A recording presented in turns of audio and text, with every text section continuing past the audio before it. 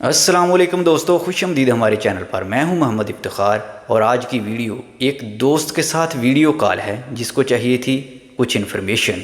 उसके सवालों के जवाब से आपको भी मिलने वाली है बहुत ज़्यादा इन्फॉर्मेशन। वीडियो को पूरा देखिएगा और वीडियो के आखिर में मिलते हैं। अस्सलामुअलैकुम रेहान भाई, क्या हाल है आपका? वालेकुम अस्सलाम, अल्हम्दुलिल्लाह ठीक-ठाक। आप सुनाएँ कैसे हैं, ठीक हैं? ठीक हूँ, अल्लाह का शुक्र है, सब ठीक है। और काम वगैरह ठीक चल रहा है आपका? अल्हम्दुलिल्लाह ठीक-ठाक, ठीक-ठाक। हाँ। तो बताएं, क्या इन्फॉर्मेशन चाहिए थी आपको? इफ्तिखार भाई हमें रोमानिया के बारे में कुछ इन्फॉर्मेशन चाहिए थी कि आपका वीज़ा जो लगा है वर्क परमिट रोमानिया का, पाकिस्तान से लगा है, किस जगह से लगा है आपका वीज़ा? किस जगह से आपने प्रोसीजर अपना शुरू करवाया है और कितना प्रोसेसिंग टाइम लगा है आपका? थोड़ी-सी हाँ, इन्फॉर्मेशन तो चाहिए थी हमको। अगर कोई भूल जाऊँ कोई स्टेप तो मुझे बता देना, मैं डिटेल से आपको सारा बताता हूँ कि किस तरीके से मैंने बिल्कुल, एजेंसी को ढूँढा था और किस तरीके से अप्लाई किया। ये जी बिल्कुल। पहले जब मैंने शुरू किया तो इसके मैंने वो जो पेपर.com और सोशल मीडिया पे इसके फ़ेसबुक पे एजेंसियों ऐड वगैरह को वगैरह मैंने तलाश किया था। फ़ेसबुक पे भी, और इसके अलावा पेपर.com उधर की वेबसाइट है, उधर भी मैंने कोई तलाश की थी, और व्हाट्सएप ग्रुप भी थे, उनमें ओके, ऐड वगैरह चेक किए थे। और उसके अलावा फिर मैंने काफ़ी एजेंसियों को मैंने जब चेक कर लिया, तो फिर उनसे राब्ता करके मैंने देखा कि किधर कौन-सी एजेंसी अच्छी है, किधर लोग ज़्यादा अप्लाई कर रहे हैं। तो मुझे ज़्यादातर ये मैंने चेक की थी, एक लाहौर में है, हैप्पी होम्स वीड्स है, इस तरह से नाम है। और इसके अलावा ये बीएमआर है, ये हाफ़िज़ाबाद में है, और इसका एक ब्रांच उधर भी है, ये खानेवाल में। तो मैंने इनके देखा, फिर ये गवर्नमेंट की वेबसाइट होती है जिधर इनको परमिशन मिलती है बंदों को यानी कि हायर करने के लिए। तो बिल्कुल। उधर फिर मैंने देखा कि इनके पास वाक़ई ही परमिशन है। तो जब मुझे पता चला कि इनके पास थी परमिशन, ये बीएमआर वालों के पास, तो फिर मैंने इनको अपने डॉक्यूमेंट जमा करवाए थे। इन्होंने एडवांस लिया था मुझसे तकरीबन €500 के करीब था, €500 एडवांस में लिया था। प्रश्न कर टोटल सकता हूँ यहाँ पर? हुँ? समझ नहीं आई मुझे। आपने डॉक्यूमेंट्स क्या-क्या जमा करवाए थे इनको? हाँ, डॉक्यूमेंट में थे, पासपोर्ट थी, जी, पासपोर्ट ओरिजिनल इन्होंने जमा कर लिया था, हालाँकि ओरिजिनल डॉक्यूमेंट की ज़रूरत नहीं होती, लेकिन फिर भी ये ओके, जमा कर लेते हैं। रीजनल ओके, पासपोर्ट और शनाख्ती कार्ड इन्होंने स्कैन करके मुझे वापस दे दिया था। ओके, और इसके अलावा था, व्हाइट बैकग्राउंड के साथ तस्वीरें थी, ओके। पुलिस करैक्टर सर्टिफ़िकेट था। ये डॉक्यूमेंट अच्छा इन्होंने जमा किए थे। ये एजुकेशनल सर्टिफ़िकेट्स वगैरह तो नहीं माँगते हैं? नहीं, इसकी ज़रूरत नहीं होती। वो जब वीज़ा लगता है ना, उधर डॉक्यूमेंट फिल करते हैं, तो उस पर मिडल की तरीम लिखी हुई होती है। ये अनस्किल्ड वर्कर ओके, भेजते हैं ना उधर से। ओके, ओके, ओके, ठीक, ठीक। हाँ, तो मैंने इनको हाफ़िज़ाबाद डॉक्यूमेंट जमा करवाए थे। तो सही है। उसके उसके बाद फिर इन्होंने टाइम मुझे दिया था कि 2-3 महीने में आपको कोई रिज़ल्ट मिलेगा। तो ये पक्का नहीं था कि यार ये पक्का टाइम इतने महीने में हो जाएगा। वो कहते थे कि हो भी सकता है, अगर एक दफ़ा रिजेक्ट हो जाए तो दोबारा भी अप्लाई करना पड़ सकता है, लेकिन होगा, काम आपका हो जाएगा। तो डॉक्यूमेंट जमा करवाने के तकरीबन मेरे ख़्याल में 6 से 7 महीने के बाद मेरा वर्क परमिट आया था। तो मैंने इलेक्ट्रिकल के काम में भी अप्लाई किया था, और अनस्किल्ड वर्कर भी था, कई जगह पे अप्लाई किया था इन्होंने। ये सीवी बनाते हैं, इधर कंपनियों से कॉन्ट्रैक्ट करते हैं मुख्तलिफ जगह पे। जिस भी जगह पर काम बन जाए, उधर ओके कर देते हैं, वर्क परमिट के लिए अप्लाई कर देते हैं। तो मेरा तकरीबन 6 महीनों के या 7 इफ्तिखार महीनों में जिधर वर्क परमिट आया था। ओके, इफ्तिखार भाई जिधर भी आपका काम बनता है जिस कंपनी में भी रोमानिया की साइट पर, तो वो आपसे ऑनलाइन इंटरव्यू वगैरह लेते हैं? नहीं, वो अगर कोई स्किल्ड वर्कर इस तरह से हो ना कि कोई इलेक्ट्रिकल इंजीनियर है या कोई सब इंजीनियर है, इस तरह का कोई है, तो फिर हाई वो लेवल की इंटरव्यू लेते हैं। पोज़ीशन। वैसे छोटे ये अनस्किल्ड वर्कर जो होते हैं ना, इनके लिए इंटरव्यू नहीं लेते। ज़्यादातर लोग अनस्किल्ड वर्कर ही आते हैं, बाद में इधर आके चेंज कर लेते हैं। ये आसानी से वीज़ा लग जाता है इनका। तो कोई इंटरव्यू नहीं हुआ था। लेकिन वीडियो बनाते हैं ये, वीडियो बनाकर भेज देते हैं कंपनियों को जब ये अप्लाई करते हैं। तो जब सही, अ, जब वर्क परमिट आया ना, जब उधर से वर्क परमिट आ गया, तो इनसे मेरी बात हुई थी तकरीबन मेरे ख़्याल में 8 लाख में, जी बीएमआर वालों से। सही 8 है। लाख मैंने इनको देना था टोटल। तो बाद में ये अपनी बात से बहुत जल्द मुकर जाते हैं। ये बंदे हर दिन थोड़े-थोड़े पैसे बढ़ाते हैं। इनसे अगर तुम रसीद भी ले सही लोगे, कुछ भी कर लोगे, पैसे तो वो बढ़ाएँगे। जी, एजेंसी वालों के पास फन है जी, इनका कुछ भी कोई नहीं कर सकता। इनके पास बहुत ज़्यादा इस तरह से पैसे निकलवाने के तरीके हैं और वैसे भी इनके जी, घाटी भी है इनके पास कि इनका कोई कुछ बिगाड़ नहीं सकता। ये बहुत असरूफ वाले बंदे हैं। ये माफिया है एक। तो सही बात। तो इन्होंने बाद में तकरीबन मेरे ख्याल में 10.5 लाख मैंने इनको दिया था। 10.5 इतना दिया था, 10,50,000 टोटल। इतना दिया था। हाँ, तो 8 में बात हुई थी, बाद में बोलने लगे साढ़े 9 से 10 10 से फिर 10.5 और फैल के पैसे जमा करवाओ हर चीज़ के। ये यार आस्ता-आस्ता बढ़ते जाते हैं जैसे-जैसे इन्होंने डॉक्यूमेंट देने होते हैं। और सही। मैंने इनका डॉक्यूमेंट वापस देने का तरीकाकार मैं तुझे बताऊँ कि वीज़ा किस तरह से लगा और किस तरीके से इनसे फ़ाइल ली, मुकम्मल डिटेल से मैं तुम्हें बताता हूँ अभी। कि जब उधर से जी, वर्क परमिट आ गया, वर्क परमिट आने के बाद इन्होंने बुलाया कि अभी इंटरव्यू होगा आपका एम्बेसी में अपॉइंटमेंट ली जाएगी, तो पैसे जो रहते हैं वो जमा करवाओ। मैंने इनको थोड़े बहुते पैसे जमा करवा दिए, सारे तो नहीं जमा करवाए थे, बाकी मैं इनको बोला कि इंटरव्यू के बाद जमा करवाऊँगा। तो इंटरव्यू था कुछ 15 दिन या 20 दिन का टाइम मिला था। उस दिन के बाद ये इस्लामाबाद एम्बेसी में इंटरव्यू था और इन्होंने बोला कि अभी फ़ीस लेकर आओ $120 जो एम्बेसी में तुम जमा करवाओगी। इस बारे में भी इन्होंने नहीं बताया था कि फ़ीस आपने जमा करवानी है। बोलते थे सब कुछ हम करेंगे और फिर वो उधर फ़ीस लेकर गए। सुबह के टाइम तकरीबन 10 बजे इंटरव्यू था इस्लामाबाद एम्बेसी में। उन्होंने चंद सवाल किए थे। तो ये एक्स्ट्रा अ पैसे थे जो आपने टोटल पेमेंट की थी? हाँ, ये एक्स्ट्रा थे। ये भी एम्बेसी की फ़ीस थी, ये भी एक्स्ट्रा थी, प्लस थी उसमें। ओ तो सही। वो जब उधर इंटरव्यू के लिए गया तो तकरीबन उन्होंने 4 से 5 सवाल किए थे मेरे ख़्याल में कि आप क्यों जा रहे हो? तो क्या इधर काम अच्छा नहीं है? इस तरह से कुछ मैंने बताया था कि सैलरी अच्छी है उधर इसलिए जा रहा हूँ। तो फिर जब काम ख़त्म हो जाएगा तो फिर क्या करोगे? तो फिर उनको बताया था कि अगर काम कॉन्ट्रैक्ट ख़त्म हो जाएगा तो फिर वापस आ जाऊँगा। कौन आपको सपोर्ट कर रहा है? सही। इस तरह से सवाल थे। 3-4 सवाल थे और कैमरे के सामने बैठे थे और उसके बाद उन्होंने पिक्चर बनाई और पासपोर्ट जमा कर लिया। थोड़े ही दिन के बाद पासपोर्ट मिल गया था वीज़े के साथ। जब वीज़े के साथ पासपोर्ट मिला तो फिर इनकी एजेंसी की कॉल आई कि अभी वीज़ा लग गया है तो बाकी की रकम जमा करवाओ। तो पैसे जो थे ओके। बाकी इनको सारे पेमेंट फुल पेमेंट करनी होती है। फुल पेमेंट करने के बाद भी इनको पता होता है कि उधर हमारे पास काम नहीं है, हमने इन लोगों को उधर लावारिस फेंकना है। तो ये क्या सही। कहते हाँ, ये क्या करते हैं कि आपसे स्टाम्प पेपर लेते हैं खाली, कि किसी किस्म का कोई हमसे क्लेम ना करें।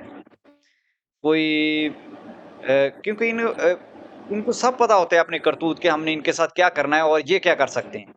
ये स्टाम्प पेपर लेते हैं और चेक भी लेते बिल्कुल, हैं, बैंक का बिल्कुल। चेक जमा करवाओ और स्टाम्प पेपर जमा करवाओ। ये अपने जो इनके काले करतूत होते हैं ना उनसे बचने के लिए कि कोई हमें कोई साइड बिल्कुल इफ़ेक्ट सही। ना हो। तो बंदे जमा करवाते हैं क्योंकि रकम सारी ले चुके होते हैं। पहले रकम ले लेते हैं, रकम लेने के बाद फिर बाद में ये बात करते हैं कि हमें अभी स्टाम्प पेपर दो तो फिर भेज देंगे। और आपकी टिकट में 2 से 3 दिन ज़्यादा से ज़्यादा बाकी होते हैं। मैं पहले नहीं गया था। हुँ, मैं हुँ। जब जिस दिन की टिकट थी, उसी दिन गया था मैं। शाम के अगले दिन टिकट थी। लाहौर में से अगले दिन मेरी टिकट थी, तो मैं 1 सही। दिन पहले इनके पास गया था। तो मैंने पैसे जमा करवाए और इनको बोला कि मेरे अभी फ़ाइल दो, तो फिर ये फ़ाइल नहीं दे रहे थे कि स्टाम्प पेपर दो और ये चीज़ें दो। मैंने बोला कि अभी तो मैं नहीं जा सकता। अभी मैं चेक लेने के लिए और स्टाम्प वग़ैरह करने के लिए इतनी दूर जाऊँ, स्टाम्प तो उधर से हो रहा था। सही। तो लेकिन चेक वग़ैरह तो घर से मँगवाना चाहिए था क्योंकि खुद का नहीं, ये कहते हैं कि अपने किसी भाई या बाप या किसी रिश्तेदार का दो, जो आपकी ज़मानत दे। ओके। तो चेक तो इनको नहीं दिया था मैंने, तो मैं फिर उधर बैठा रहा मतलब जब बैंक स्टेटमेंट माँगते हैं?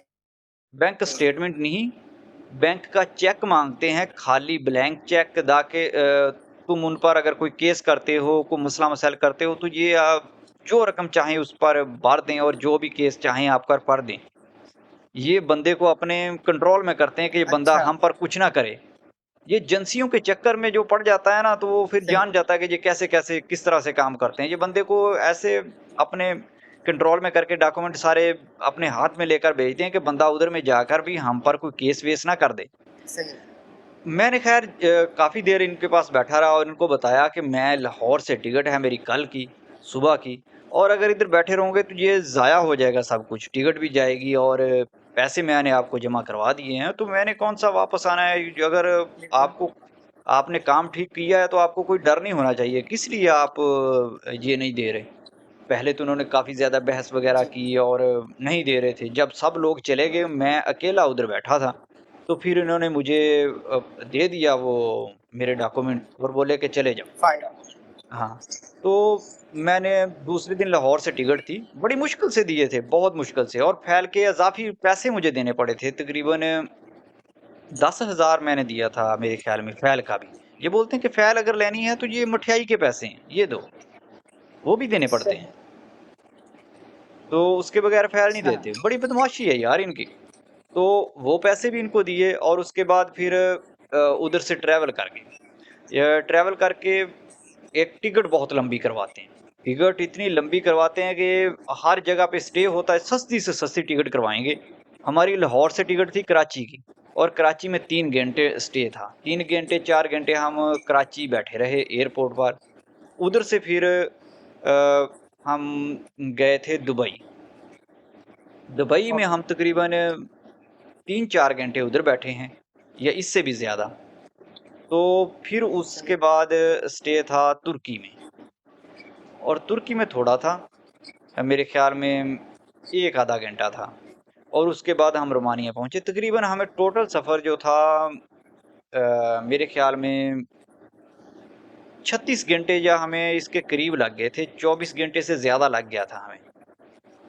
मतलब आपको 3-4 एयरपोर्ट्स पर स्टे भी करवाया, इतना टाइम भी आपका ज़ाया हुआ।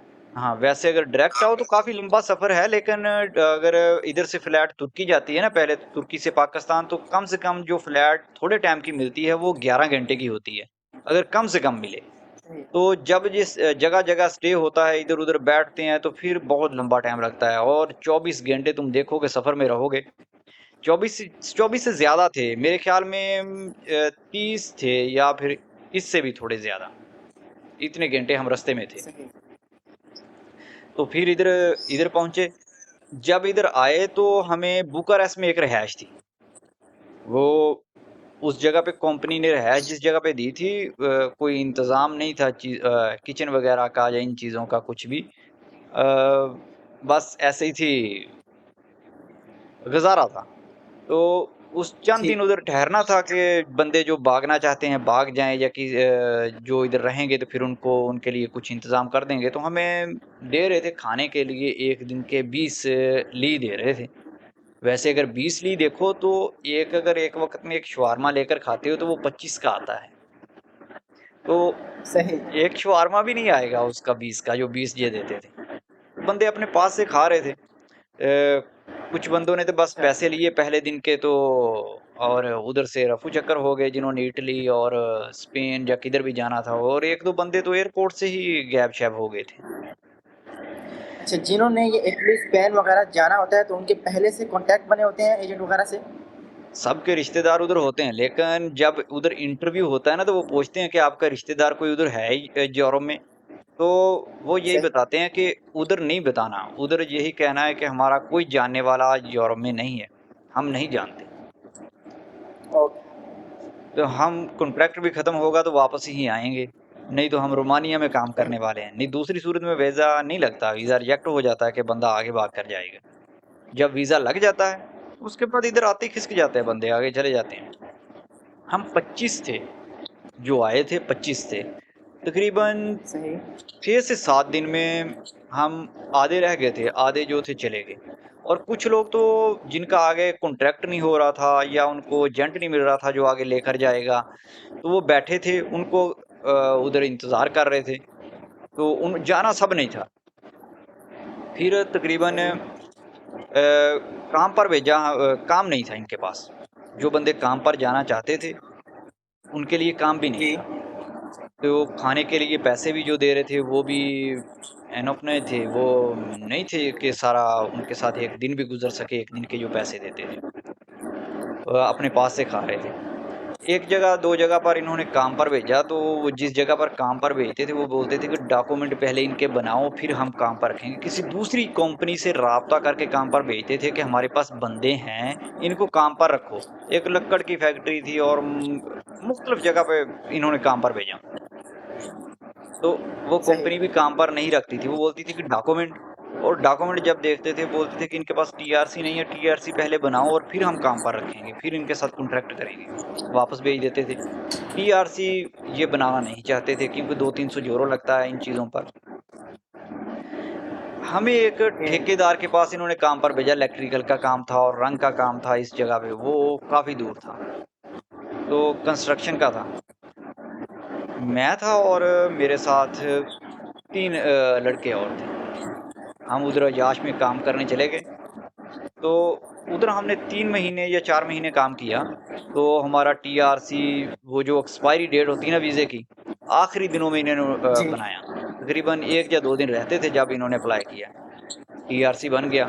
टीआरसी बनने के बाद फिर उन्होंने वो उधर से क्या करते हैं, इनके कर देते हैं कि बंदा इधर से भाग गया। एक होता है कि रिज़ाइन बंदे ने खुद लिया या कंपनी ने दिया या कैसे भी, एक होता है भाग जाने का कि बंदा इधर से रन आउट हो गया, बंदा इधर से निकल गया। इस तरह सा पेपर ये जारी कर देते हैं। बंदा दूसरी किसी सही। कंपनी में इन्होंने भेजा होता है काम पर, या बंदा किधर भी होता है, इस तरीके से करते हैं। और हमारे अलावा भी बंदे काम पर गए थे और सबकी सैलरी बहुत कम लगी थी, किसी की 1000 थी, किसी की 2000 थी। इस तरह से सैलरी मिलती है। उधर से 500 यूरो कहते हैं, इधर रोमानियन से करेंसी। 300-300 यूरो भी नहीं मिलता फिर बाद में। तो ये एजेंसी वालों के पास काम नहीं होता, इस वजह से होता है। और क्या करते हैं फिर, बंदे इनसे रेजिग्नेशन लेटर लेने के लिए इनके जा रहे थे उधर दफ्तर में, तो उसके भी पैसे मांगते हैं।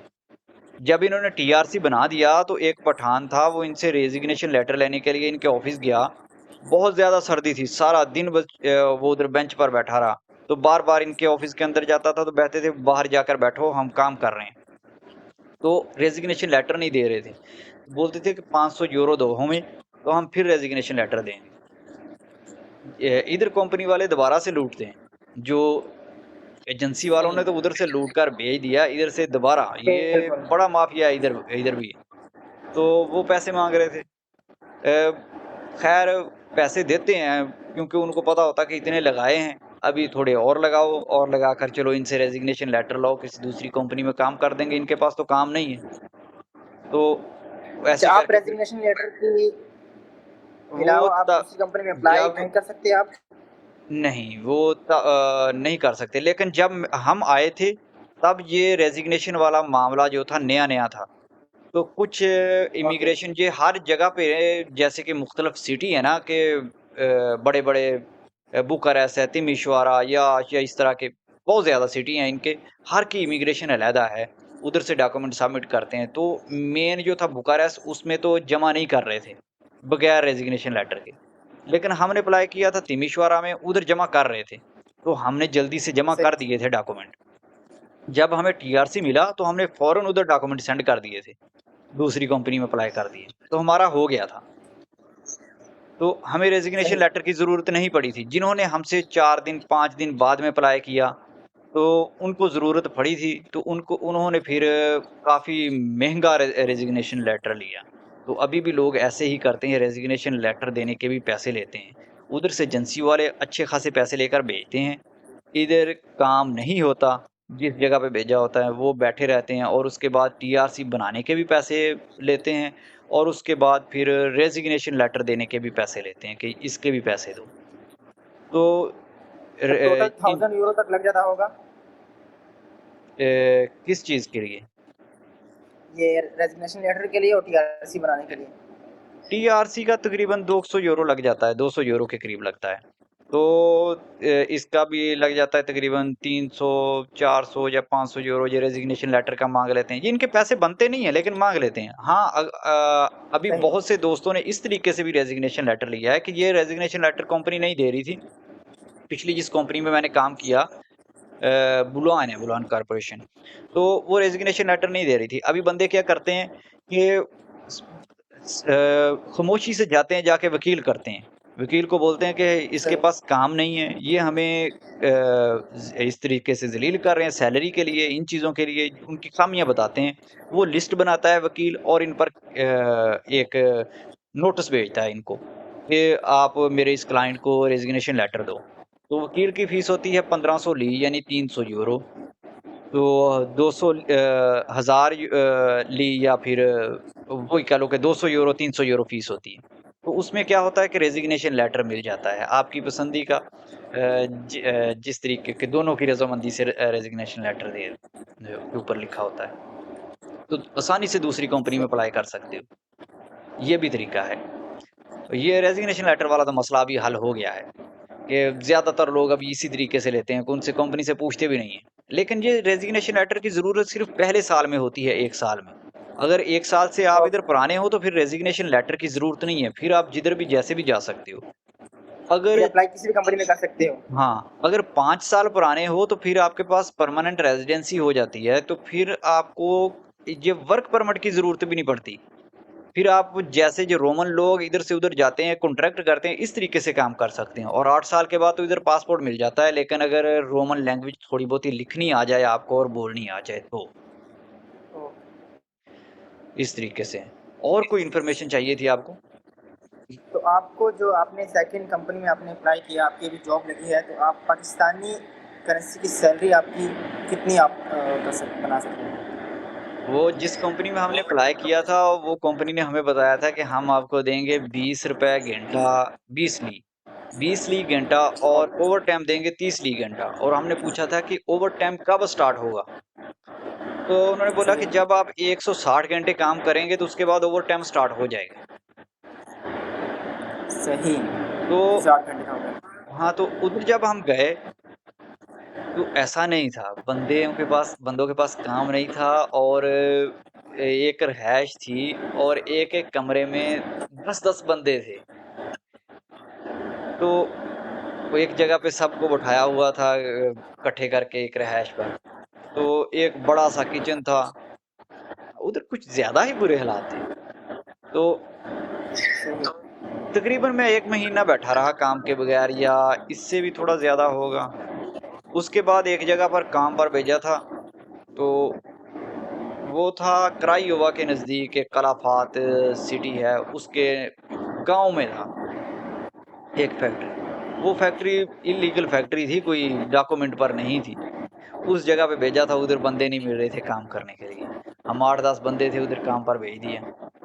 सैलरी हमें देते थे, लेकिन ये जैसे इन्होंने बताया था ₹20 घंटे के हिसाब से।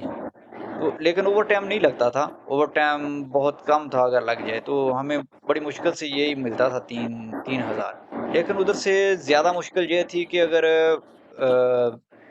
20-30 किलोमीटर दूर था जिधर से खाने-पीने की चीज़ें और ये सब कुछ, और बिजली भी उधर से बंद हो जाए तो हफ्ता-हफ्ता सही बिजली भी है। नहीं आती थी और फैक्ट्री बंद हो जाती थी।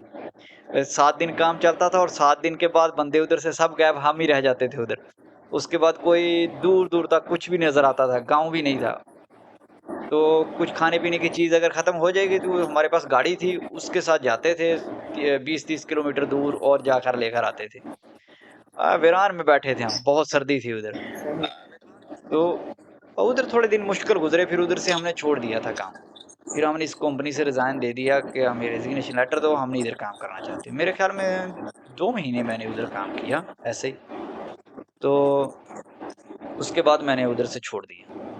तो एक बंदे के चोट भी लग गई थी उधर, कटर लग गया, जे जिधर से काम करते हैं ना, आपके इधर सऊदीया में उसे सुरूख कहते हैं, कटर, ये दीवार काटने वाला जिससे जरी वगैरह लगाते हैं। जी, जी, बिल्कुल। हाँ, बिल्कुल, वो बिल्कुल। उधर से लोहे की कोई चीज़ काट रहा था तो हाथ पे लग गया और उसकी हड्डी अंदर से नज़र आ रही थी, इतना बड़ा कट लगा हुआ था, तो उसको हॉस्पिटल नहीं लेकर जा रहे थे क्योंकि कंपनी जो थी वो इल्लीगल थी। जाते तो उनको कंपनी पर कोई केस बन इल्लीगल, जाता, कोई सही। मसला बन जाता, और उसको बोल रहे थे कि ऐसे लेकर जाओ और जाके बोलो उधर। जब लेकर गए कि किचन में काम कर रहा था तो ये कट गया। इस तरीके से वो लेकर गए। मुश्किल होता है अगर अच्छा, नया-नया मतलब जब से बंदा आता है। परेशानी बहुत होती है, मतलब आप अगर फर्स्ट टाइम जाएँ तो। हाँ, हाँ। तो खैर मैंने ये सब कुछ आप देखा कि हम गलत जगह पर हैं, तो मैंने फिर उधर से भी छोड़ दिया। उधर से छोड़कर फिर मैंने नई सही जगह पे अप्लाई किया था। तो ये अराद है, ओरादिया, ये हंगरी के नज़दीक है ये सिटी। और इस जगह पे मैं बिल्कुल ठीक हूँ, अल्लाह का शुक्र है, सब कुछ है। हर जगह पे ऐसा नहीं है, शुरू-शुरू में इस तरह की कंपनियाँ मिल जाती है बंदे को। जब बंदे को पता चल जाता है, फिर उसके बाद सब ठीक है। 1 साल के अंदर-अंदर सब कुछ ठीक हो जाता है। तो फिर हमारे मुल्क से तो ये बहुत अच्छा है। तो इधर सैलरी भी अच्छी है, खाने-पीने के लिए भी हर चीज़ ही अच्छी है यार। पाकिस्तान से बहुत अच्छा है, सऊदीया से भी अकोमोडेशन अच्छा है। कंपनी ने ही दी हुई है। हाँ, अकोमोडेशन कंपनी ने दी है। अगर तुमने नहीं देखी तो ये वीडियो इधर यार मेरे चैनल पर पड़ी हुई है, उधर से तुम देख सकते हो। मैंने इसकी चैनल की वीडियो बनाई ओके, हुई है। ये 2 कमरे हैं बिल्कुल। हमें दिए, और छोटा सा अपार्टमेंट है, बहुत बड़ा नहीं है। लेकिन 2 कमरों में हम 2 बंदे रहते हैं, कि दूसरे कमरे में 1 बंदा है और एक इधर मैं हूँ। तो बड़ा अच्छा, आप अभी अपने डीआई डिप्लोमे के बेस पर आप अभी वहाँ पर जॉब कर रहे हो? समझ नहीं आई मुझे आपकी बात। आप अपनी अभी डीएई जो डिप्लोमा है आपके पास, आप उसकी बेस पर जॉब कर रहे हो अभी रोमानिया में? अब वो जो उधर पड़ा है ना, डीए किया या कुछ भी किया, उसकी इधर कोई सही। वैल्यू नहीं है। मैंने शुरू में ये ओके। इधर सर्टिफिकेट लेकर आया था कि शायद ये इस पर हमें जॉब मिलेगी, हम पढ़े लिखे हैं, ये इस तरह। लेकिन पढ़ाई सही, लिखाई की उस इधर कोई वैल्यू नहीं है उसकी। बस अगर आपको सही। काम आता है तो ठीक है। तो मैं इधर काम कर रहा हूँ इलेक्ट्रिकल का, लेकिन अनस्किल्ड वर्कर का मुझे वर्क परमिट दिया इन्होंने। जब मैं इधर ये ओके, जॉब जो अप्लाई की है ना, तो उधर अनस्किल्ड वर्कर हूँ, लेकिन इलेक्ट्रिकल का जॉब, क्योंकि इन्होंने कॉन्ट्रैक्ट करना होता है। कॉन्ट्रैक्ट करते हैं ना, तो उस टैक्स जाता है गवर्नमेंट को। 10 कितना सही, परसेंट होता है ये, 43% होता है टैक्स, जो गवर्नमेंट को ये जमा करवाते हैं। जैसे कि एक बंदे को अगर ये सैलरी दे रहे हैं ना, 3,000 जिसकी सैलरी है बंदे की, तो सही, सैलरी पर 1200 लीड टैक्स गवर्नमेंट को जमा करवाना पड़ता है। तो ये कॉन्ट्रैक्ट जो करते हैं ना सैलरी का, ये कम से कम करते हैं कि अभी कम से कम सैलरी जो है ये 3300 ली है। तो 3300 ली से ज्यादा ये कॉन्ट्रैक्ट नहीं बंदे के साथ करते, क्योंकि अगर ज्यादा का टैक्स करेंगे कॉन्ट्रैक्ट, तो फिर गवर्नमेंट को ज्यादा पैसे देना टैक्स पड़ेंगे। इनको ज़्यादा। तो ये सही, बिल्कुल। आपको अगर सैलरी 4000 भी दे रहे हैं ना, तो आपके साथ कॉन्ट्रैक्ट जो है वो 3000 या 3300 का ही करेंगे, ताकि गवर्नमेंट को जो है वो 1200 ही देना पड़े। सही, हाँ, और मैं तुम्हें एक बात बताऊं कि ये गवर्नमेंट को जो पैसे जमा करवाते हैं ना, जैसे कि 1200 ली जो जमा होता है, इसका जी, बंदे को फायदा होता है। जिस बंदे के टैक्स जमा होते हैं ना, उसको फायदा होता है जो जॉब करता है। जब बंदा हो जाता है तकरीबन 65 साल का या इससे भी ज्यादा, मेरे ख्याल में मैन के लिए है ये स्टार्ट है, और इधर ही है। तकरीबन जब पेंशन लगती है उसकी, जब बंदा बूढ़ा हो जाता है पेंशन लगती है, तो जी, जी, तकरीबन बिल्कुल, बिल्कुल। ये मेरे ख्याल में मिलता है इनको 2500 ली मिलता है 1 महीने का। पहले 1500 था, अभी सही है। इन्होंने बढ़ा दिया, अभी 2500 ली मिलता है। तो लेकिन अगर आपको 500 यूरो। रेज़िडेंसी मिली हो रोमानिया की तब? रेजिडेंसी मिली हो या ना मिली हो, ये सबके लिए कानून एक है। रेजिडेंसी तो मिल जाती है, जब बंदा इधर 5 साल रहता है तो रेजिडेंसी मिल जाती है, उनके लिए यही बिल्कुल, है। ये टैक्स उनके भी जमा होते हैं जो रोमन हैं। ये सेम टैक्स है, एक जैसे ही है। रोमन लोगों के भी उतना ही टैक्स है, दूसरों का भी उतना ही टैक्स है। ये टैक्स कंपनी ने जमा करवाना है आपका। अगर आप जब काम करते रहते हो, तो बूढ़े होने के बाद आपको पेंशन मिलती है, तो आपके इन्हीं पैसों से मिलती है। इफ्तिखार भाई, अभी जो रोमानिया कंट्री है वो शेंजन कंट्री में इंटर हो गई है। हाँ, शेंजन में है, लेकिन इनका ज़मीनी रास्ता नहीं है। ज़मीनी रास्ते से आगे किसी मुल्क में नहीं जा सकते, सिर्फ़ हवाई रास्ते से जा सकते हो, तो जहाज़ के ज़रिए। उसके लिए भी अगर बंदा उधर से आता है ना, तो आके कोशिश करेगा कि मैं डायरेक्ट आगे चले जाऊँ, तो वीज़े पर ये इजाज़त नहीं देते आगे जाने की। हाँ, विज़िट वीज़ा हो तो उस पर दे देते हैं इजाज़त। लेकिन विज़िट सही, वीज़ा अगर उधर दूसरे किसी कंट्री का लगा हो ना, जैसे कि स्पेन वगैरह, तो उधर से इधर आ सकता है, इधर से वापस भी जा सकता है। लेकिन रोमानिया का अगर विज़िट वीज़ा लगा है, तो आगे नहीं जाने देते। हर बंदे को तो नहीं जाने देते। ख़ास तौर पर पाकिस्तान, इंडियन अगर वगैरह है, तो उनको नहीं जाने देते आगे पासपोर्ट पे। तो ये वर्क वीज़े वाले के पास भी अगर टीआरसी हो तो आगे जा सकता है। टीआरसी के बगैर नहीं जाने देते। अच्छा, आपके पास अभी टीआरसी है, तो आप अभी किस प्रोसेस के मुताबिक आप अप्लाई कर सकते हैं आगे जाने के लिए लीगल? हमें अप्लाई करने की ज़रूरत नहीं है, हम सिर्फ़ एयरपोर्ट से जाकर टिकट लेते हैं, टिकट लेकर आकर चले जाएँ। सिर्फ टिकट लेनी होती है? हाँ। ओके, टिकट लेके आप किसी भी कंट्री में जाकर आप वहाँ पर अगर आपको जॉब मिल जाए, आप जॉब वहाँ पर ढूँढें, आपको अगर जॉब मिल जाए, तो इसका क्या उधर प्रोसेस जाने होता के है? उधर जाने के बाद जॉब तो मिल जाती है। जैसे कि हम पाकिस्तान में या इधर सऊदीया में लोकल अगर किसी ठेकेदार के पास, किसी बंदे के पास अगर जॉब करेंगे तो वो तो मिल जाएगी। सही किसी है। बड़ी कंपनी में अगर जॉब करने की कोशिश करेंगे तो वो डॉक्यूमेंट के बगैर जॉब नहीं देते, क्योंकि अगर आप उधर जो इधर से गए हो ना अपने टीआरसी पे, वो टीआरसी इस कंट्री के लिए है, रोमानिया के लिए, उधर के लिए नहीं है। उधर आप जॉब नहीं कर सकते उस पर। आपने उधर सिर्फ घूमना फिरना और वापस आना होता है। हाँ, अगर इलीगल तरीके से अगर जॉब करना चाहते हो तो वो कर सकते हो। किसी ठेकेदार के पास या सही। किसी छोटे-मोटे इदारे में कहीं भी जॉब करना चाहते हो तो कर लो। वो आपको जॉब दे देते हैं, क्योंकि उनको सस्ते में बंदा मिल जाता है, कम पैसों में। तो लेकिन कौन-कौन से मुल्क में आपको जॉब करने का फ़ायदा है कि जैसे कि पुर्तगाल में अगर चले गए तो उधर आप डॉक्यूमेंट जमा करवाओगे ना, तो आप लीगली भी काम करने की आपको इजाज़त मिल जाती है उधर पुर्तगाल में। और उसके बाद वो टीआरसी भी देते हैं। 2 साल के बाद टीआरसी दे देते हैं। 1.5 से 2 साल लगते हैं। जब इमिग्रेशन में आपके डॉक्यूमेंट्स फ़ेल हो जाते हैं ना, तो उसे 1.5 से 2 साल के बाद डॉक्यूमेंट मिल जाते हैं, टीआरसी मिल जाता है। और स्पेन में मेरे ख़्याल में 2 से 3 साल लगते हैं। इटली में भी ऐसे ही है कि 2-3 साल के बाद वो उनकी डॉक्यूमेंट मिलते हैं। और फिर पासपोर्ट का तो इटली का बहुत लंबा प्रोसीजर है, नहीं देता जल्दी। पुर्तगाल 5 साल में दे देता है पासपोर्ट। तो उधर डॉक्यूमेंट मिल ओके। जाते हैं। लेकिन सैलरी पुर्तगाल की ऐसे ही है जैसे इधर रोमानिया में है। इससे भी थोड़ा कम ही कर लो, या इतनी कह लो इतनी है। वैसे 1-2 दोस्त गए हैं, वो तो कह रहे हैं कि हमें ज़्यादा मिल रही है उधर। तो कुछ लोग ऐसे भी हैं कि जिनको बिल्कुल नहीं मिल रही या बहुत कम मिल रही है। हर किसी का एक जैसा नहीं है। स्पेन में है, स्पेन में बंदा एक गया है, उसका मैंने इंटरव्यू भी किया था इधर, शहबाज़ नाम का। तो वो तो इधर से रोमानिया से भी थोड़े कमा रहा है उधर जाकर। तो इटली में 1-2 बंदे गए हैं, ओके। उनका भी इंटरव्यू इधर मैंने लिए हैं, वो मेरे साथ ही आए थे। तो जी, जी, बिल्कुल, मैंने वो देखा है, आपका हाँ, तो वीडियो वो देखी तो है मैंने। ठीक है उनका काम, उनके पहले रिश्तेदार उधर थे, उनके पास गए हैं, उनका काम ठीक चल रहा है। तो इधर से जाके काम कर सकते हो, लेकिन सिर्फ़ अगर आप इटली में जाते हो या फिर पुर्तगाल में या फिर स्पेन में, ये डॉक्यूमेंट भी आपको दे देते हैं। टाइम अगर लगाएगा। दूसरी जगह दूसरे मुल्क जो हैं, उनमें जाने का फ़ायदा नहीं है। उनमें जाओगे तो पैसा तो बनेगा, लेकिन डॉक्यूमेंट नहीं मिलेगा। आप वापसी अगर पाकिस्तान जाना चाहते हो या लीगली उधर रहना चाहते हो, तो फिर आपका कोई फ्यूचर तो नहीं है। सही, मतलब जर्मनी वगैरह ऐसी साइड पर। ऐसा ही है। तो फिर इधर रोमानिया आके मुश्किल तो नहीं होती जिस तरह आपके साथ पेश आई है? मैं आपको सलाह दूँगा कि आप कोशिश करो कि किसी अगर एजेंसी से राब्ता करना है, तो एजेंसियों को ज़्यादातर बंदों को नहीं पता होता। अगर आपके जानने वाला कोई रोमानिया से डायरेक्ट अप्लाई कर दे किसी कंपनी में, जिसका आपको कंपनी का पता हो कि किस कंपनी में आपने डॉक्यूमेंट अप्लाई किया, कि आपको कंपनी का नाम बताए कि ये कंपनी में आपके डॉक्यूमेंट अप्लाई कर रहा हूँ, ये काम आप करोगे। सही, तो फिर ठीक है, फिर आपको पता सही। होगा कि मैं डायरेक्ट इस कंपनी में अप्लाई कर रहा हूँ, तो उस कंपनी में जाकर मैंने काम करना है ये वाला।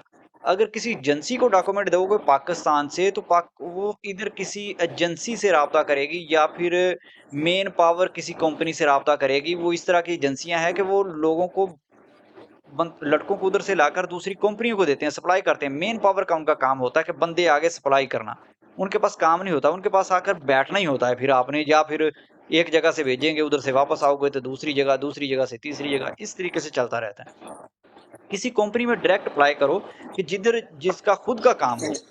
तो उसके लिए रोमानिया में राब्ता करो। वो मैंने एक जॉब तलाश करने के लिए वीडियो भी बनाई है, उससे भी आप कर सकते हो। तो या फिर आपके सही। जानने वाला कोई है रोमानिया में, उससे भी आप राब्ता कर सकते हो कि मेरे डॉक्यूमेंट अप्लाई कर दो।